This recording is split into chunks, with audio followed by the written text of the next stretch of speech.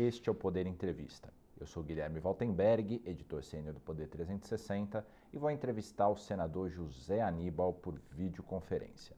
José Aníbal tem 74 anos de idade, é senador da República, já foi deputado, secretário de Estado e atualmente é o presidente da Comissão de Prévias do PSDB, que vai decidir o candidato do partido à presidência da República em 2022. Senador, obrigado por ter aceitado o convite. E agradeço também a todos os web espectadores que assistem a este programa.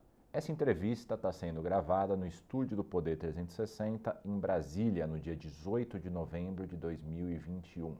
E para ficar sempre bem informado, inscreva-se no canal do Poder 360 do YouTube e não perca nenhuma informação relevante. Senador, eu começo perguntando para o senhor a respeito das prévias do PSDB, qual que é a importância dessa realização, que é a primeira vez que ocorre no Brasil de maneira nacional? Olha, muito importante. Prazer falar com vocês. Muito importante as prévias que o PSDB está realizando no domingo, dia 21. Foram cadastrados 44.700 filiados aptos a votar. Quer dizer, o cadastramento é a condição de poder votar. Todos eles poderão votar com tranquilidade, com liberdade. O voto é absolutamente inexpugnável. A partir do momento que você vota, o seu voto entra na urna virtual comum. Quer dizer, ele perde totalmente a sua origem, seja de cidade, seja de estados, pode ser do Acre, do Rio Grande do Sul, da Paraíba, não tem problema. Então, e é um procedimento que mobilizou o partido. O último debate entre os pré-candidatos, o governador Eduardo Leite, o governador João Dória, o ex-senador Arthur Vigílio e o ex-prefeito de Manaus, foi um debate muito bom. Eles puderam conversar sobre o que pensam fazer caso vençam as prévias. Isso é muito importante, que, como Marco Maciel dizia, né, as consequências vêm depois. Então, está havendo, claro, uma disputa acirrada, mas dia 22 todos nós vamos estar unidos no mesmo candidato. Isso aí baseado num processo de construção dessa candidatura democrático. O partido inteiro se mobilizou, muito mais do que os 44.700 que se cadastraram. Mas também houve a possibilidade de mostrar ao Brasil que o PSDB tem 3 alternativas a oferecer, e aquele que vencer vai ter a unidade do partido para iniciar um processo de conversa com a sociedade, com os brasileiros e também com as forças políticas, buscando convergências para que o Brasil possa sair dessa polarização em que se encontra hoje. O Brasil quer ir para um período de mais tranquilidade, não é? E uma dúvida que eu tenho, que diversas pessoas que acompanham as prévias têm, é justamente esse day after, um dia depois das eleições. Houve uma série de embates ao longo do processo de prévias. É possível, é crível a gente acreditar que o PSDB vai sair unido desse processo? Olha, embora seja uma experiência única, como você mencionou, ninguém fez isso até agora, eu acho que isso abre caminho para que outros partidos façam e que a gente possa ter o voto de todos os filiados nas próximas prévias, como é nos Estados Unidos. Inclusive, nos Estados Unidos tem estados em que a Convenção dos Democratas, para definir candidato naquele estado, podem votar os que são filiados ao partido e também podem votar qualquer cidadão. E ainda recorrendo aos Estados Unidos, você lembra que o debate para a presidência lá, para a escolha do candidato democrata, foi um debate duro. Inclusive a Câmara, que é a vice-presidente, ela fez críticas duras ao Joe Biden, o que ganhou a eleição. E o Biden, no dia seguinte, ou alguns dias depois, a convidou para ser sua vice. Quer dizer, o embate durante o processo das prévias, né, da definição do candidato, é um embate que muitas vezes é um pouco duro, forte, mas isso é bom, anima mais ainda a militância, animou, né, a se cadastrar, a participar. O debate não é ruim, desde que seja um debate, no caso, aí, entre companheiros de partido, não são adversários e muito menos inimigos. e, portanto, a gente acredita mesmo que depois do dia 21 o partido estará unido no que for, em torno ao que for escolhido. E mais uma dúvida agora a respeito do aplicativo, sobre a tecnologia usada. Tanto a campanha do governador João Dória quanto a campanha do governador Eduardo Leite, em algum momento das prévias, questionaram a viabilidade desse aplicativo. O senhor, como presidente da comissão das prévias, garante que ele é um aplicativo que não será fraudado, que vai representar de fato o que os filiados do PSDB escolherem? Olha, todas as indicações vão nessa direção. O aplicativo é confiável. Essa semana são vários técnicos operando cotidianamente. Sempre que é anotado um problema, ele é corrigido, ele é sanado.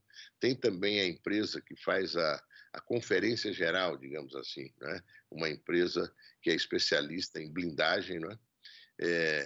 Tem que ver que é a primeira vez que se faz um aplicativo com esse propósito. E um aplicativo você não desenvolve assim com dia para a noite, né? É uma coisa que leva tempo. Faz meses que eles estão trabalhando. Questões que foram levantadas essa semana foram corrigidas. Um grupo de filiados do PSDB de São Paulo que tinha se registrado, né, que tinha se habilitado a votar, 2 dias depois ou um dia depois, eles foram descredenciados. Isso já foi sanado. E outras questões que surgiram aqui e acolá. A nossa percepção, a nossa confiança é que é um aplicativo blindado, um aplicativo que preserva o voto de cada um, o que ajuda a liberdade de decisão, não é? Porque às vezes no processo você vai votar num, vota no outro, não é? Você não quer deixar claro o seu voto, o que é absolutamente legítimo. Então, eu espero que a gente consiga realmente ter uma votação expressiva, né? Idealmente os 44.700 que se cadastraram votem, e que a gente possa já ter a apuração do resultado pouco depois. A eleição vai ser de 8 às 15 horas. Está havendo uma conversa, eventualmente, em prorrogar até às 17 horas, dado o número expressivo de eleitores, não é? Porque a pessoa, para votar, ela tem que colocar o seu título eleitoral, tirar uma foto, ela recebe um SMS, ela tem que reproduzir os números, né? Na própria tela, tá os números, ela reproduz e vota, e depois ela recebe um outro SMS confirmando o seu voto e pedindo para você reproduzir o novo SMS que é mandado para você. Quer dizer, é um processo de checagem forte e, portanto, eu acho que o aplicativo vai funcionar e bem. E, senador, o senhor foi escolhido presidente das prévias entre abril e maio. O presidente do partido, Bruno Araújo, disse que foi em abril que ele tomou a decisão. Queria que o senhor contasse um pouco dos bastidores, de como é que foi organizada a comissão de prévias que o senhor preside. Olha, a comissão de prévias foi indicada pelo presidente do partido, que me indicou também coordenador dessa comissão. Foram 7 membros, né? Fizemos o nosso trabalho, entregamos na data combinado, que foi 31 de maio, e estabelecemos esse critério de votação que procura refletir a opinião de todo o partido. Tem espaço específico para os filiados e tem espaço para todos os mandatários, né? Deputados estaduais, vereadores, prefeitos e vice, deputados federais, senadores, ex-presidentes do partido e governadores. Então, está bem ponderado, de tal modo que o resultado seja realmente expressivo da opinião do partido e da opinião majoritária em torno a um dos que estão colocados, um dos 3 candidatos, o Eduardo Leite, o Dória e o Arthur Vigílio. Então, o presidente ele foi muito sensato nesse processo inteiro, muito capaz de acolher as observações que foram sendo feitas ao longo do processo. Nós tivemos um caso de 92 prefeitos e vices de São Paulo que supostamente teriam se filiados antes de 31 de maio, mas só apresentaram a filiação ao tribunal depois do dia 31 de maio, que era a data limite para habilitar filiados do partido, né? A partir de 31 de maio não seria possível mais, mas isso foi resolvido e a gente decidiu, a comissão de prévias decidiu tirar fora do processo eleitoral esses 92 prefeitos e vices, porque não conseguiram comprovar que, de fato, fizeram a sua filiação antes do 31 de maio. Então, foram feitas várias correções, a comissão de prévias atuou de forma muito equânime, não é? Procurando fazer o melhor para que o resultado seja um resultado animador, um resultado fruto de um bom debate, de uma boa mobilização e de uma escolha certeira, para que a gente possa apresentar um projeto para o Brasil. O Brasil, agora mesmo nós estamos discutindo no Senado, tem desafios enormes pela frente, mas tem um que é o mais crucial, a fome dos brasileiros. Eu tenho dito que a nova pandemia é a fome, a miséria, a falta de renda. E por isso mesmo eu participei da apresentação de uma nova proposta, diferente da que veio da Câmara, para que a gente tenha mais recursos ainda para atender não só 17 milhões de famílias, mas atender mais de 20 milhões de famílias com esse auxílio de R$ 400 mensais a serem pagos a partir de dezembro. E a nossa proposta, ela não abre espaço mais para aquela história de orçamento secreto, não é? De emendas que não se conhece para onde elas vão, o que vai ser feito exatamente, não tem publicidade disso aí. Isso aí não pode ser tolerado numa sociedade democrática. Né? Todo gasto público tem que ser público, não pode ser um gasto que não se pode conhecer, saber exatamente sua origem e o seu destino. E voltando um pouco para as prévias, qual foi o momento de maior dificuldade? Foi ligado à tecnologia ou de origem política? A dificuldade, isso não é uma prática entre os partidos brasileiros, de fazer o contato com os nossos filiados. Segundo a última lista do Tribunal Superior Eleitoral, o PSDB tem 600 mil filiados. Mas a gente sabia já de antemão que boa parte desses filiados você não tinha como contatá-los, não tinha mais um telefone, um e-mail. E então foi feito um trabalho grande nessa área de buscar os filiados do PSDB, através dos vereadores, dos prefeitos, dos vices, dos deputados. Todo mundo se mobilizou e conseguimos obter esse resultado de 44.700 eleitores. Não é fácil. Nós não admitimos como eleitores esses 600 mil filiados, porque a gente nem sabe exatamente qual é a situação. Isso está permitindo para o partido agora ter uma ideia melhor de quem são os seus filiados ativos. Não quer dizer que os outros tenham deixado de ser filiados ou não se sintam mais identificados com o PSDB, mas esses 44.700 estão ativos, frequentam reuniões de diretórios ou se manifestam através das redes do partido, e muitos outros que nós fomos atrás, fazendo um trabalho grande de identificação desses filiados e de registro deles para habilitá-los às prévias. Uma das críticas que surgiu, não uma das críticas, uma das análises que surgiu depois de que o número foi divulgado dos 44.700 filiados inscritos e aptos a votarem no aplicativo do PSDB, é que esse número é bastante discrepante quando você pega o número total de filiados de 1,3 milhão, agora o senhor falou no número de 600 mil, que devem ser os que estão ativos. Como é que o senhor interpreta essa diferença? É muito pouca a parcela do partido que está disposta a participar da vida orgânica do PSDB? Olha, eu me surpreendi positivamente. Não é? Imagina 44.700 ativistas de um partido político, ainda que o país seja enorme, é uma força política expressiva. Acho que poucos partidos no Brasil têm a condição de identificar esses 44.700 filiados e habilitá-los a votar no processo de prévia. Quem sabe agora, com toda a experiência que tivemos, a gente pode colaborar com quem queira fazer prévias, né? Os partidos queiram fazer prévias e eles possam, inclusive, encontrar aí um caminho de se reconectar melhor e mais com os seus filiados. Você imagina que agora esses 44.700 filiados poderão receber mensagens do partido, né? Mensagens, e mais do que isso, frequentar salas de debate, de reunião ou de conferências, enfim, ativar essa militância toda para o embate eleitoral do ano que vem. Eu acho que o PSDB tem esse resultado, digamos assim, paralelo ao das prévias, essa nova conexão com uma maioria, com um número expressivo de filiados e que certamente vai crescer após as prévias. E como é que vai ser o futuro do PSDB em termos de prévias depois das eleições de 2022? Existe algum debate para que elas se tornem obrigatórias, por exemplo, para escolher os próximos candidatos a presidente? Olha, certamente nós vamos ter muito mais disposição, ânimo para trabalhar a nossa candidatura dentro do partido.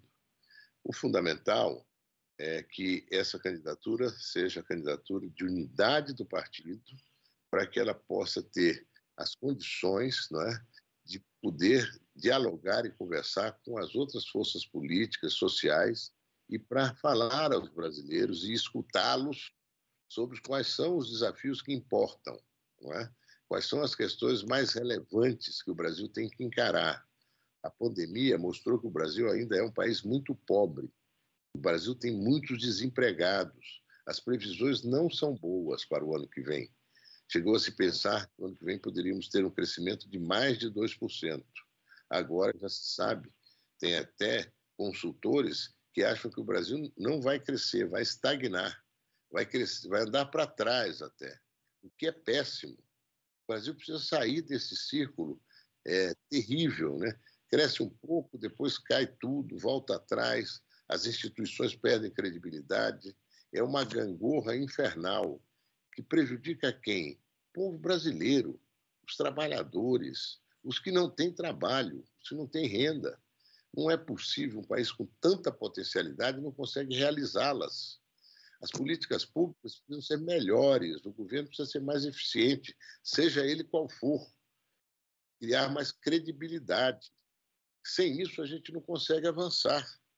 Aí fica aquele jogo de soma zero, né? Você troca 6 por meia dúzia, você não acrescenta, né? Há um embate político que é, muitas vezes, um embate negativo, porque ele não estimula, ele não cria, não constitui maiorias capazes de apoiar, de sustentar o governo para que ele faça um programa com o qual ele se comprometa nas eleições. Quer dizer, não transformar a atividade política numa atividade que gira em torno daqueles que têm capacidade de pressão sobre o Estado, que estão mais organizados, as corporações estatais, os empresários, né, os grupos de pressão.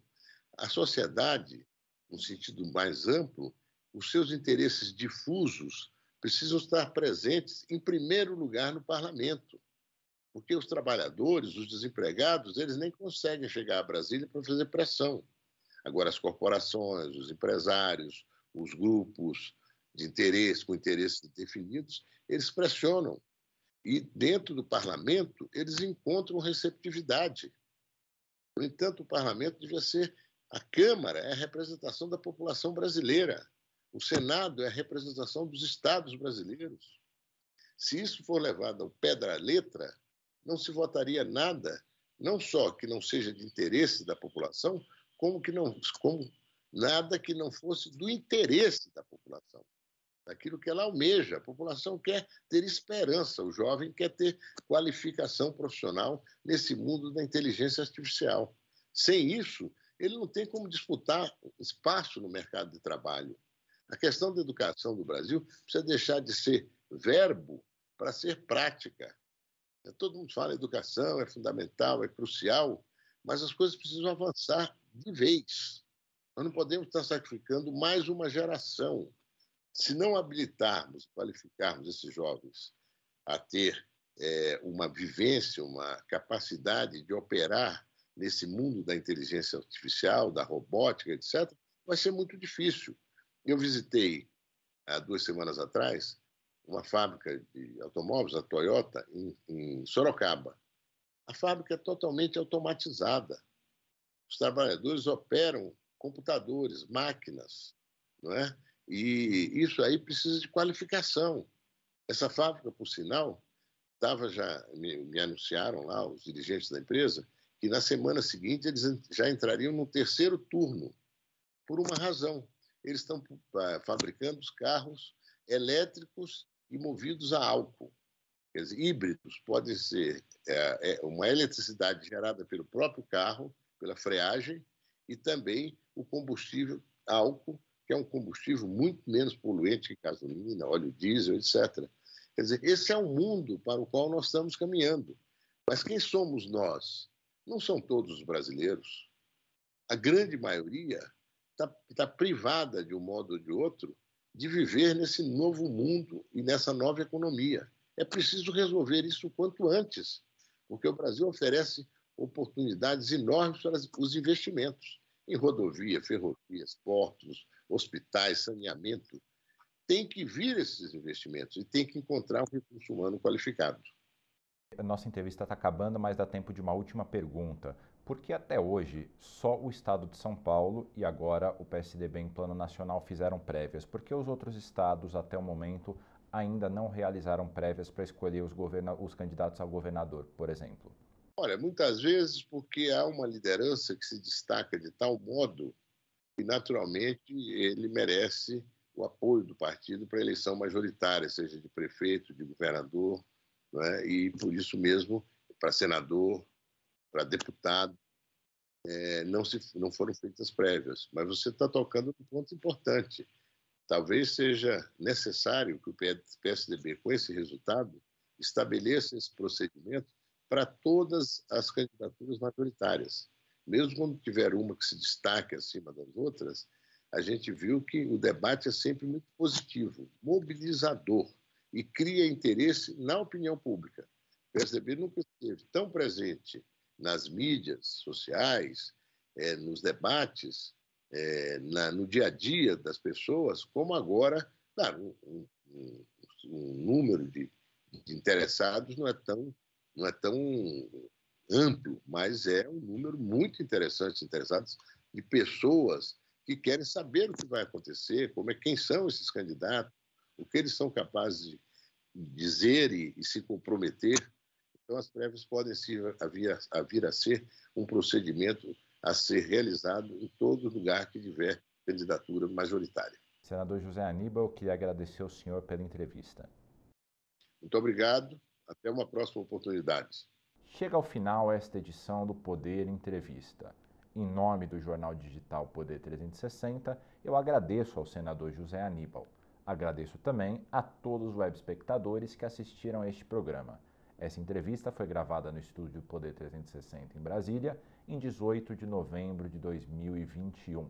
E para ficar sempre bem informado, inscreva-se no canal do Poder 360 no YouTube e não perca nenhuma publicação relevante. Muito obrigado e até a próxima.